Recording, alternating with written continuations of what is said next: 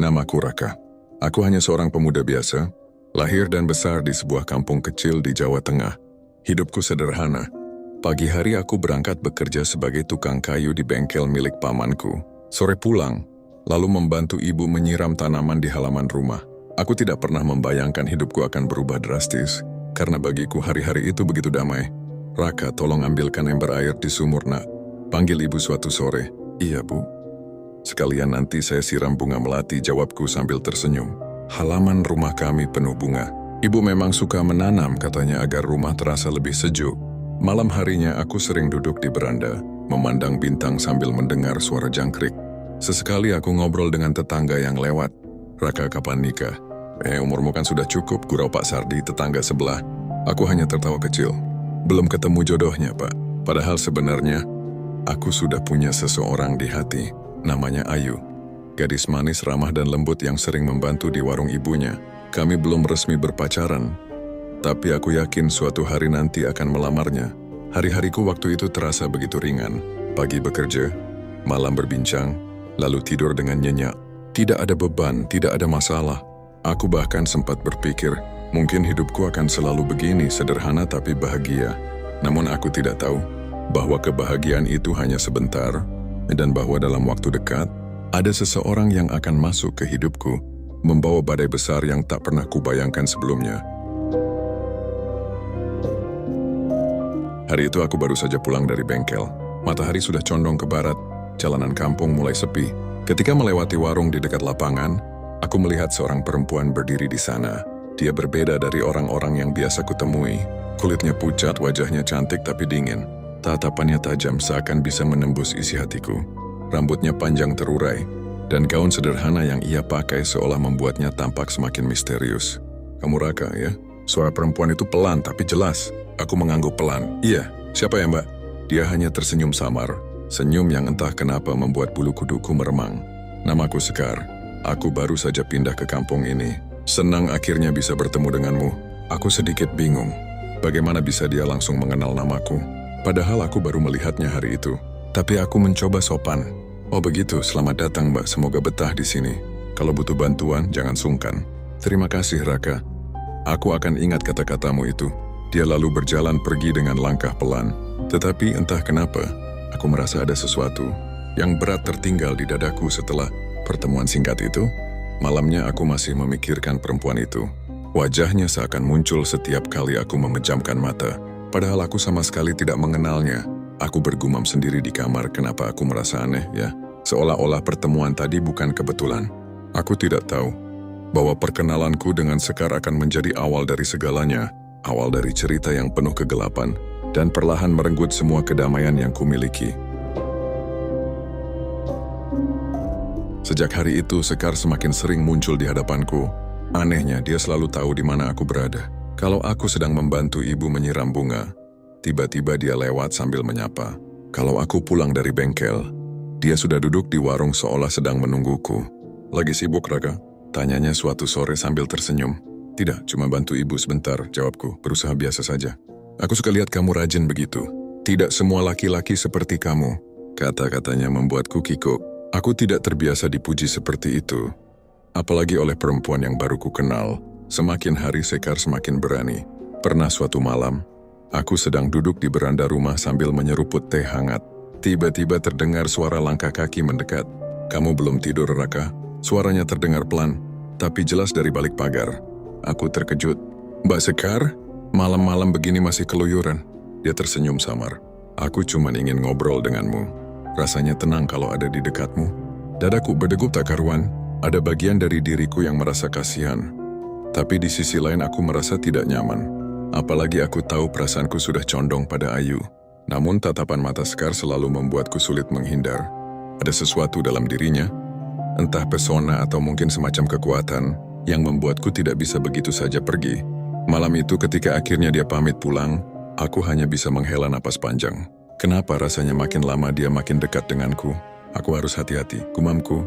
Aku tidak tahu bahwa perhatian yang terlihat manis itu perlahan akan berubah menjadi sesuatu yang menakutkan, sesuatu yang tidak bisa lagi kutolak dengan mudah. Hari itu aku sedang membantu pamanku merapikan tumpukan kayu di bengkel. Tiba-tiba Sekar datang. Dia berdiri di depan pintu. Wajahnya terlihat pucat tapi matanya berbinar aneh. "Raka, aku ingin bicara. Penting," katanya tanpa basa-basi. Aku sedikit terkejut karena biasanya dia hanya menyapa atau sekadar menanyakan kabar. Kali ini nadanya tegas. Seperti orang yang sudah lama menunggu momen ini. Kami duduk di bangku kayu depan bengkel. Udara sore itu terasa panas, tapi entah kenapa tubuhku justru dingin. "Raka," ucapnya lirih, "sejak pertama kali melihatmu, aku merasa kamu adalah orang yang kucari selama ini. Aku tidak bisa berhenti memikirkanmu." Aku terdiam. Kata-kata itu begitu tiba-tiba, seperti petir menyambar. "Aku tidak ingin berputar-putar," lanjutnya. "Aku ingin kamu jadi pendamping hidupku. Aku ingin menikah denganmu." Jantungku seakan berhenti berdetak. "Sekar, melamarku? Semuanya terasa salah. Aku tidak siap dan hatiku sudah tertambat pada Ayu." Aku menarik napas panjang, mencoba tenang. "Mbak Sekar, aku menghargai perasaanmu. Tapi, maaf, aku tidak bisa. Aku sudah punya seseorang di hati." Wajahnya langsung berubah. Senyumnya memudar, matanya menatap tajam, seakan ada sesuatu yang menyala di balik sorotnya. Hening beberapa saat, lalu ia berkata dengan nada rendah tapi penuh tekanan, "Kalau begitu, jangan pernah menyesal, Raka." Setelah itu dia bangkit, berjalan pergi tanpa menoleh sedikit pun. Aku hanya bisa terdiam di bangku. Tubuhku lemas, keringat dingin mengalir. Kata-katanya bergema di kepalaku, membuat dadaku terasa sesak. Aku tidak tahu bahwa sejak saat itu, hidupku tidak akan pernah sama lagi. Malam pertama setelah penolakanku pada Sekar, aku tidak bisa tidur nyenyak. Rasanya ada yang mengawasi dari luar jendela. Angin bertiup pelan, tapi tirai kamar terus bergerak seolah ada seseorang yang berdiri di sana. Aku berusaha mengabaikannya. Mungkin hanya perasaan, pikirku. Tapi semakin aku mencoba memejamkan mata, semakin jelas bayangan itu muncul. Seperti siluet perempuan berdiri kaku di balik kaca jendela. Aku memberanikan diri mendekat. Saat ku tarik tirai, bayangan itu hilang begitu saja. Hanya gelap pekat dan suara jangkrik. "Kenapa aku merasa begini ya?" Gumamku lirih. Esok paginya tubuhku terasa lemas. Ibu heran melihatku tidak bersemangat. "Raka, kamu sakit? Wajahmu pucat sekali," katanya cemas. "Entahlah, Bu. Semalam aku hampir tidak tidur," jawabku pelan. Saat aku bersiap berangkat ke bengkel, sesuatu yang aneh terjadi. Aku menemukan bunga kering yang berserakan di depan pintu rumah. Bentuknya tidak biasa, seperti ditata melingkar. Aku menunduk mencoba meraih bunga-bunga itu, tapi tiba-tiba hembusan angin kencang membuat semuanya beterbangan, meninggalkan aroma aneh yang menusuk hidung. Jantungku berdebar kencang. Aku yakin itu bukan kebetulan. Sepanjang hari aku gelisah. Pikiranku terus teringat pada kata-kata Sekar waktu itu. "Kalau begitu, jangan pernah menyesal, Raka." Seolah-olah ucapannya bukan sekadar ancaman kosong. Ada sesuatu yang lebih besar sedang mengintai, menunggu saatnya datang menghantamku. Malam itu rasa gelisahku semakin menjadi-jadi. Baru saja aku merebahkan diri, dadaku tiba-tiba terasa sesak, seperti ada yang menekan dari dalam. Aku terbangun dengan keringat dingin membasahi tubuh. Aku mencoba duduk, tapi perutku berdenyut hebat. Rasanya seperti ada benda asing yang bergerak di dalam sana. Aku menggenggam perutku erat-erat sambil berbisik. Apa yang terjadi denganku? Suara-suara aneh terdengar dari langit-langit kamar, seperti bisikan lirih yang berulang-ulang memanggil namaku. Aku menutup telinga, tapi suara itu tetap ada. Makin jelas, makin dekat. Ketika subuh tiba, tubuhku benar-benar lemah. Ibu panik melihatku pucat seperti orang sakit parah. "Raka, kamu kenapa, nak? Wajahmu pucat sekali, tubuhmu panas dingin begini," seru ibu sambil memegang keningku. Aku tidak tahu, Bu, aku merasa ada yang salah di tubuhku. Ibu segera memanggil Pade untuk mengantarku ke puskesmas. Anehnya, setelah diperiksa dokter tidak ditemukan penyakit apapun. Semuanya normal, namun rasa sakit itu nyata. Setiap malam aku selalu terbangun, merasakan denyutan aneh di tubuhku, mendengar suara-suara samar, dan melihat bayangan perempuan berdiri di pojok kamar. Aku mulai sadar, ini bukan sakit biasa. Ada sesuatu yang sedang bekerja padaku. Sesuatu yang tidak bisa dijelaskan oleh logika. Dan saat itu bayangan wajah Sekar kembali muncul di benakku. Senyum dinginnya, tatapan matanya, dan ucapannya yang terakhir kali. Aku bergidik, apakah ini ada hubungannya dengan dia? Pertanyaan itu terus bergema di kepalaku sepanjang malam. Setiap kali bayangan wajah Sekar muncul, tubuhku merinding. Aku tidak ingin menuduh sembarangan, tapi semua kejadian aneh itu mulai terjadi setelah aku menolaknya. Keesokan harinya aku memberanikan diri bercerita pada sahabatku, Bayu. Ia teman sejak kecil, orang yang paling bisa dipercaya. Aku merasa ada yang tidak beres. Sejak aku menolak seorang perempuan, tubuhku jadi begini. Malam-malam selalu sakit, suara aneh. Bahkan aku lihat bayangan di kamar. Bayu menatapku serius. Raka, kamu yakin itu bukan cuma pikiranmu sendiri?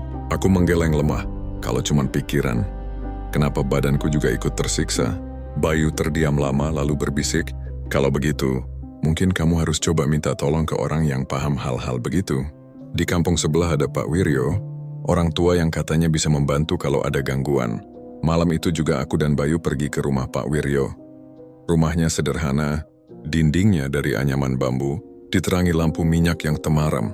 Pak Wiryo menyambut dengan ramah, lalu duduk bersila di tikar. Setelah mendengarkan ceritaku, ia hanya mengangguk pelan. Nak Raka, apa yang kamu alami ini bukan penyakit biasa. Ada kekuatan yang dikirim untuk mengganggu hidupmu. Dan biasanya, itu berhubungan dengan hati yang tersakiti. Dadaku berdegup kencang. Kata-katanya seperti menegaskan ketakutanku. Tapi tenang, nak. Tidak ada yang lebih kuat dari doa. Kau harus kuatkan hati. Jangan goyah dan jangan pernah takut. Malam ini aku akan mencoba membantumu. Pak Wiryo membacakan doa-doa panjang dengan suara lirih, sementara aku duduk memejamkan mata. Aneh, tubuhku terasa ringan sejenak, seolah semua sakit itu hilang. Aku sempat bernapas lega. Mungkin ini pertanda baik, pikirku. Tapi aku tidak tahu bahwa usaha pertama itu hanya membuat sesuatu yang lebih besar bangkit dan menungguku di malam berikutnya. Sesuatu yang jauh lebih menakutkan daripada rasa sakit yang kurasakan sebelumnya. Malam itu ketika aku baru saja berbaring, udara di kamar terasa dingin menusuk hingga ke tulang. Aku mendengar langkah-langkah pelan berulang-ulang, seperti seseorang berjalan mondar-mandir di sekeliling tempat tidur. Aku mencoba menyalakan lampu tapi tiba-tiba listrik padam. Gelap total. Jantungku berdegup kencang. Siapa di sana? Suaraku gemetar. Tidak ada jawaban, hanya terdengar suara desah lirih, seolah ada yang berdiri tepat di samping tempat tidur. Aku menutup mata dan memohon dalam hati, Tuhan lindungi aku. Tapi suara itu tidak hilang, malah terdengar lebih jelas seperti bisikan yang berkata, kena menghampir. Aku tercekat. Suara itu persis seperti Sekar, tapi wajahnya tak terlihat di kegelapan. Aku menggigil ketakutan. Pagi harinya tubuhku kembali lemas. Aku bahkan tidak sanggup sarapan. Ibu panik, Bayu khawatir. Raka, apa yang terjadi lagi malam tadi? Tanya Bayu sambil memegang pundakku. Aku hanya menggeleng menahan rasa takut yang belum bisa kulukiskan. Hari itu aku memutuskan untuk pergi lagi ke Pak Wiryo. Tapi di perjalanan, aku merasa sesuatu mengikuti dari kejauhan. Bayangan samar selalu muncul di pinggir jalan, menghilang ketika aku menoleh. Aku mulai sadar, ini bukan sekadar gangguan biasa. Ini adalah konsekuensi dari penolakan perasaannya. Dan yang menakutkan, aku merasa, semakin aku berusaha melawan, semakin kuat pengaruh itu datang menghampiri. Aku tidak bisa membiarkan hidupku hancur seperti ini. Bayu terus menyemangati, mengatakan bahwa aku harus menemukan cara untuk menghentikan semuanya. Akhirnya aku memutuskan, aku harus menghadapi masalah ini secara langsung, bukan hanya menunggu atau lari dari kenyataan. Pulang dari kerja, aku duduk di beranda sambil menulis di buku catatan. Aku mencatat semua kejadian aneh. Malam-malam tanpa tidur, suara-suara, bayangan yang muncul, bahkan bunga-bunga aneh di halaman rumah. Kalau aku bisa memahami pola ini, mungkin aku bisa menemukan jalan keluar, gumamku. Aku memutuskan untuk kembali ke Pak Wiryo, meminta panduan lebih dalam. Kali ini aku ingin tahu, apakah ada cara untuk melindungi diri secara permanen? Bukan sekadar mengurangi gejala sementara. Pak Wiryo menatapku serius ketika aku menjelaskan tekadku. Nak, untuk melawan sesuatu yang datang dari hati yang tersakiti, kamu harus menguatkan hati sendiri. Kamu harus menghadapi sumber masalahnya secara langsung. Tapi ingat, itu bukan hal mudah. Hanya mereka yang berani dan tulus bisa berhasil. Aku menelan ludah. Pikiran tentang Sekar muncul lagi. Menghadapinya langsung, rasanya menakutkan. Tapi aku tahu tidak ada jalan lain. Aku harus lakukan ini. Aku harus menghadapi semuanya sebelum hidupku hancur lebih jauh. Ucapku tegas pada diri sendiri. Malam itu aku duduk termenung di kamar. Rasa takut bercampur tekad. Aku tahu langkah berikutnya akan menentukan segalanya. Apakah aku berhasil mengembalikan kedamaian? Atau hidupku benar-benar akan terseret ke dalam kegelapan yang lebih dalam? Malam itu aku menyiapkan diri sekuat tenaga. Aku menyalakan lampu minyak di kamar, menaruh beberapa bunga dan air, bersih seperti yang diajarkan Pak Wiryo. Lalu, aku duduk di lantai, menenangkan diri, memejamkan mata, dan berdoa. Tidak lama kemudian aku merasakan hawa dingin menyelinap masuk. Tirai bergerak perlahan, bayangan di pojok kamar mulai tampak. Nafasku memburuh. Siapa di sana? Suaraku bergetar. Bayangan itu semakin jelas. Sosok perempuan dengan wajah pucat itu muncul, menatapku tanpa berkedip. Aku tahu, itu Sekar. Aku menarik napas dalam-dalam, mencoba mengingat kata-kata Pak Wiryo. Tetap tenang. Hadapi dengan tulus, jangan takut. Sekar, aku tidak ingin menyakiti kamu. Tapi aku juga tidak bisa menerima perasaanmu. Kataku tegas, berusaha mengontrol ketakutan. Dia tetap diam, hanya menatapku dengan intensitas yang membuat jantungku hampir copot. Lalu terdengar bisikan, lembut tapi menusuk hati. Kenapa menolak aku, Raka? Aku menunduk sejenak, lalu bangkit, menatap langsung ke matanya. Aku menghormati perasaanmu, tapi aku memilih jalanku sendiri. Aku tidak ingin hidupku hancur karena rasa sakit hati orang lain. Sekar menghilang begitu saja, meninggalkan udara dingin yang masih terasa di kamar. Aku terengah, keringat dingin membasahi tubuh. Meski ketakutan ada rasa lega, aku tahu ini adalah langkah pertamaku menghadapi pengaruh yang mengintai hidupku. Namun aku sadar, rintangan sesungguhnya belum berakhir. Masih banyak tantangan yang harus kutempuh untuk benar-benar membebaskan diri dari gangguan ini. Beberapa malam setelah pertemuan itu, segala usaha yang kulakukan mulai terasa sia-sia. Meskipun aku berdoa, menyalakan bunga dan air, bahkan kembali meminta bimbingan Pak Wiryo, gangguan tetap datang. Tubuhku kembali lemas, tidurku terganggu, dan suara-suara itu semakin jelas terdengar. Bayangan Sekar tidak hanya muncul di kamar, tapi juga kadang di dapur, di halaman. Bahkan saat aku bekerja di bengkel, kenapa ini terus terjadi? Bisiku lirih, rasa frustrasi mulai menguasai diri. Hubunganku dengan orang-orang pun mulai terganggu. Bayu khawatir, ibu gelisah, dan aku mulai merasa sendirian menghadapi semua ini. Semua langkah yang kulakukan seolah ditolak oleh kekuatan yang tidak terlihat. Suatu malam ketika aku duduk termenung di kamar, tiba-tiba terdengar suara bisikan sangat dekat. Kamu tidak bisa lari, Raka. Aku terkejut, jantungku berdebar keras. Sekar muncul lagi. Tapi kali ini matanya menatap dingin, wajahnya kosong dari senyum yang dulu pernah terlihat. Aku mencoba menguatkan diri, berdoa dengan sekuat tenaga, tapi rasanya semua energi yang kumiliki habis begitu saja. Dalam hati aku bergumam, kalau semua usaha gagal, berarti aku harus menghadapi pilihan terakhir. Aku harus berani menghadapi dia. Meski itu menakutkan, aku sadar, satu-satunya jalan untuk keluar dari kegelapan ini adalah melakukan sesuatu yang paling sulit, yang selama ini kutakuti menghadapi Sekar langsung dan menyelesaikan semuanya sekali untuk selamanya. Namun sebelum aku bisa melangkah, malam itu aku merasakan titik terendah dalam hidupku. Tubuhku lemah, pikiranku kacau, dan rasanya seperti seluruh energi hidupku tersedot oleh sesuatu yang tak terlihat. Setiap kali aku menutup mata, wajah Sekar muncul. Tatapannya menembus jiwaku, membuatku takut untuk tidur. Bahkan saat aku berada di bengkel, tanganku gemetar setiap kali menyentuh kayu, seolah ada bayangan yang mengintai dari balik dinding. Bayu mencoba menenangkan, tapi aku tidak bisa menahan rasa putus asa. Aku tidak tahu harus bagaimana lagi. Semua cara gagal, Yu. Semua cara gagal. Ucapku sambil menunduk. Ibu pun menangis di sampingku. Nak, ibu takut kalau sesuatu terjadi padamu. Kamu harus kuat, Raka. Katanya dengan suara bergetar. Aku menelan ludah. Rasanya seperti tidak ada jalan keluar. Semua usaha, semua doa, semua perlindungan seakan sia-sia. Titik terendah itu membuatku sadar satu hal. Jika aku ingin bebas, aku harus menghadapi Sekar dengan keberanian yang belum pernah aku miliki. Tidak ada jalan lain. Aku harus pergi kepadanya. Aku harus menyelesaikan semuanya. Apapun risikonya, gumamku dalam hati. Suara bergetar tapi tekad mulai membara. Aku tahu malam depan akan menjadi malam yang menentukan hidupku. Saat senja mulai turun, aku berangkat ke rumah Sekar. Setiap langkah terasa berat, tapi tekadku lebih kuat daripada rasa takut yang mencekam. Bayu mengantar sampai di gerbang kampung, memberi semangat terakhir sebelum aku melangkah sendiri. Raka, hati-hati. Ingat, tenangkan hati dan bicara dengan tulus, kata Bayu menepuk pundakku. Aku mengangguk dan menarik napas panjang. Rumah Sekar terlihat sepi, hanya lampu di teras yang menyala. Dengan tangan gemetar, aku mengetuk pintu. Pintu terbuka perlahan. Sekar berdiri di ambang. Wajahnya pucat tapi matanya menatap tajam. "Raka, kau datang," katanya pelan seakan menunggu momen ini sejak lama. Aku menelan ludah mencoba menenangkan diri. "Sekar, aku ingin bicara. Aku tidak ingin menyakiti perasaanmu, tapi aku juga harus jujur pada diriku sendiri." Dia diam menatapku dengan intens, seakan menilai setiap kata yang keluar dari mulutku. "Aku menolak lamaranmu dulu bukan karena aku tidak menghargaimu. Aku sudah memilih jalanku sendiri, dan hatiku sudah tertambat pada orang lain.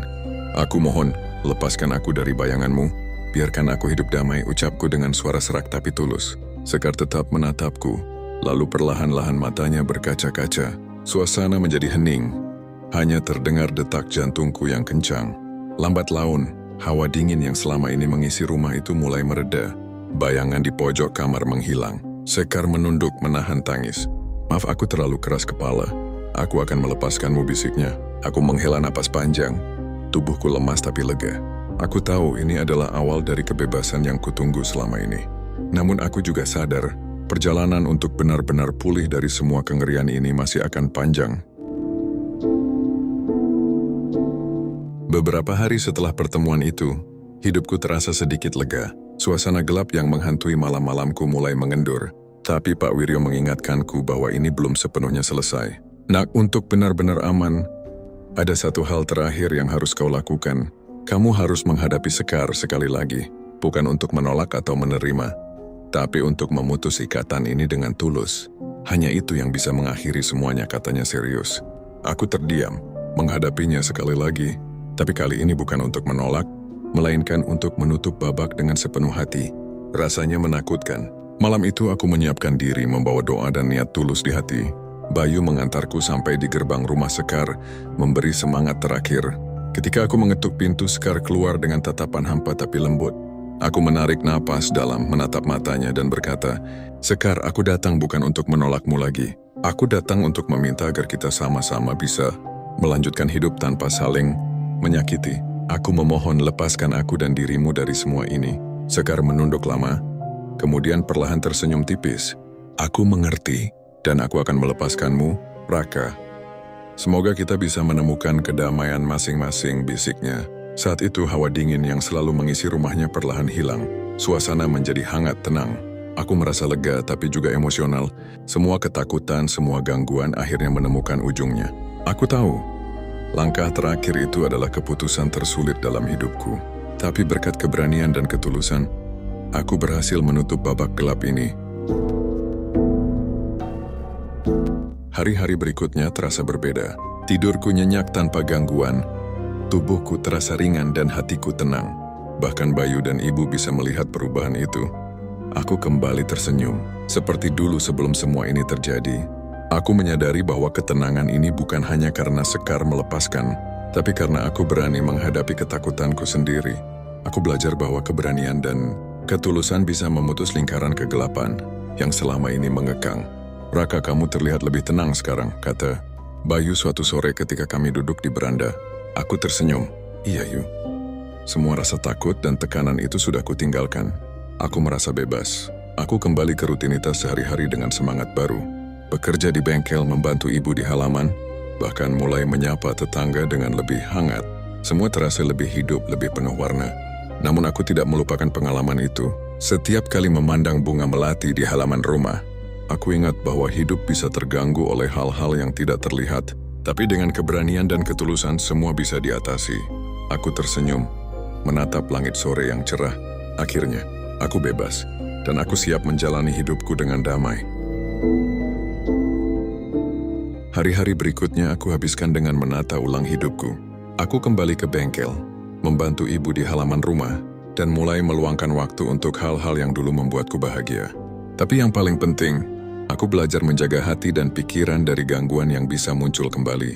Aku juga mulai rutin berdoa lebih khusyuk, mengikuti saran Pak Wiryo. Setiap malam, aku menyalakan lampu minyak kecil di kamar, duduk diam, dan mengucapkan doa perlindungan. Perlahan, rasa cemas yang pernah menghantuiku lenyap, digantikan ketenangan Bayu sering menemaniku, mengobrol santai, dan kadang bercanda, agar aku tidak terlalu serius menghadapi pengalaman yang berat itu. Raka, aku senang lihat kamu bisa tersenyum lagi. Kamu kuat, tapi jangan lupa tetap hati-hati, katanya sambil tersenyum. Aku mengangguk. Aku tahu perjalanan hidupku masih panjang, tapi aku merasa sudah belajar banyak. Pengalaman menghadapi Sekar mengajarkanku arti keberanian, ketulusan, dan pentingnya menghadapi ketakutan sendiri. Malam itu aku duduk di beranda rumah, menatap langit penuh bintang. Udara sejuk menyentuh wajahku dan aku tersenyum. Aku sudah melewati kegelapan. Sekarang saatnya menikmati cahaya, gumamku dalam hati. Aku tahu, hidupku tidak akan terganggu lagi oleh bayangan yang menakutkan selama aku tetap menjaga keberanian dan ketulusan dalam setiap langkahku. Seiring waktu, semua terasa lebih ringan. Aku bisa tertawa tanpa rasa takut, tidur nyenyak setiap malam, dan menikmati setiap hari dengan hati yang tenang. Bahkan hubungan dengan Bayu dan Ibu semakin erat karena mereka melihat aku kembali menjadi diriku yang dulu, penuh semangat dan bahagia. Aku mulai melakukan hal-hal sederhana yang dulu terasa biasa, tapi kini sangat berharga. Menanam bunga di halaman, membantu tetangga, dan kadang duduk di beranda menikmati senja. Setiap langkah kecil itu membuatku sadar, hidupku adalah anugerah yang patut dijaga. Suatu sore, saat aku sedang duduk di beranda membaca buku, Bayu datang membawa secangkir teh. Raka, lihat, kamu bisa tersenyum lagi. Rasanya lega ya setelah semua yang terjadi, katanya sambil tersenyum hangat. Aku tersenyum balik. Iya Yu, semua rasa takut, gangguan, dan tekanan itu sudah berlalu. Sekarang aku bisa menikmati hidupku dengan tenang. Dalam hati aku bersyukur. Pengalaman yang menakutkan itu mengajarkanku banyak hal tentang keberanian, ketulusan, dan pentingnya menghadapi ketakutan sendiri. Kini aku tahu, selama aku menjaga hati dan pikiranku, kegelapan tidak lagi bisa menguasai hidupku. Aku menatap langit sore yang cerah, udara sejuk menyelimuti wajahku, dan hatiku penuh rasa damai. Aku siap untuk hidup yang baru, hidup yang penuh harapan dan kebahagiaan. Namun setiap kali aku menatap langit senja atau bunga-bunga di halaman rumah, aku tidak bisa lupa pelajaran berharga dari pengalaman kelam yang baru saja kulewati. Semua ketakutan, gangguan, dan tekanan itu mengajarkanku tentang arti keberanian dan ketulusan. Aku menyadari bahwa ketakutan terbesar bukanlah bayangan atau gangguan yang datang dari luar, melainkan rasa takut untuk menghadapi diri sendiri dan konsekuensi dari keputusan yang diambil. Aku belajar bahwa dengan keberanian, ketulusan, dan niat baik, setiap kegelapan bisa diatasi. Bayu selalu mengingatkanku, Raka, pengalaman itu memang menakutkan, tapi lihat sekarang, kamu lebih kuat, lebih bijaksana, dan lebih damai. Aku mengangguk. Aku tahu benar, pengalaman itu membentukku menjadi pribadi yang lebih dewasa. Aku tidak hanya selamat dari gangguan yang menghantuiku, tapi juga belajar bagaimana menghadapi situasi sulit dengan kepala dingin dan hati yang tulus. Setiap malam ketika aku menyalakan lampu minyak dan berdoa, aku merasa kedamaian itu semakin kuat. Aku tahu hidupku tidak akan lagi dikendalikan rasa takut, dan di setiap langkahku ke depan, aku selalu mengingat satu hal. Keberanian dan ketulusan adalah kunci untuk menghadapi kegelapan, sekalipun itu datang dari orang atau hal yang paling dekat dengan kita. Sejak saat itu, hidupku perlahan berubah, dan aku lebih terangis menghadapi masalah, lebih bijaksana dalam mengambil keputusan, dan lebih menghargai orang-orang di sekitarku. Bahkan hal-hal sederhana seperti tertawa bersama, Bayu, atau membantu ibu di rumah terasa jauh lebih berarti. Aku juga belajar untuk menahan diri dari rasa takut yang berlebihan dan tidak membiarkan masa lalu menguasai pikiranku. Setiap malam, doa dan ketenangan yang kujalani menjadi pengingat bahwa aku telah melewati ujian berat dan berhasil keluar sebagai pribadi yang lebih kuat. Suatu sore aku melihat Sekar dari kejauhan. Tidak ada dendam, tidak ada ketakutan, hanya rasa lega dan damai. Aku tersenyum dalam hati, menyadari bahwa kita berdua kini bisa melanjutkan hidup tanpa mengganggu satu sama lain. Aku mungkin pernah ketakutan, tapi sekarang aku tahu kegelapan hanya sebatas pengalaman, dan cahaya selalu bisa ditemukan, gumamku pelan. Aku menatap langit yang semakin gelap tapi penuh bintang. Hati ini tenang. Overtop, apa yang getaris di masa depan, aku telah belajar menghadapi ketakutan, menghargai ketulusan, dan menjalani hidup dengan keberanian.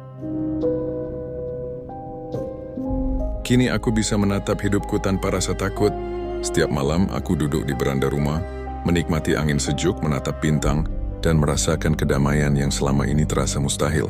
Pengalaman menghadapi sekar dan kegelapan yang mengintai hidupku mengajarkanku banyak hal, bahwa keberanian bukanlah tidak takut, tapi tetap melangkah meski takut, bahwa ketulusan bisa menenangkan hati yang paling gelap, dan bahwa setiap kegelapan selalu memiliki cahaya jika kita mau mencari dan menghargainya.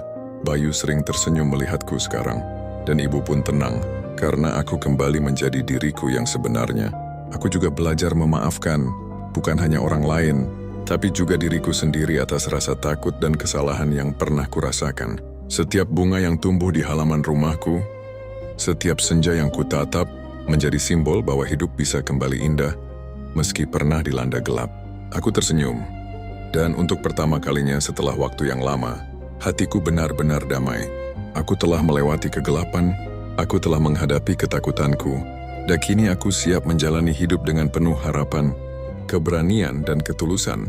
Gelap boleh datang, tapi cahaya selalu menunggu di ujung jalan.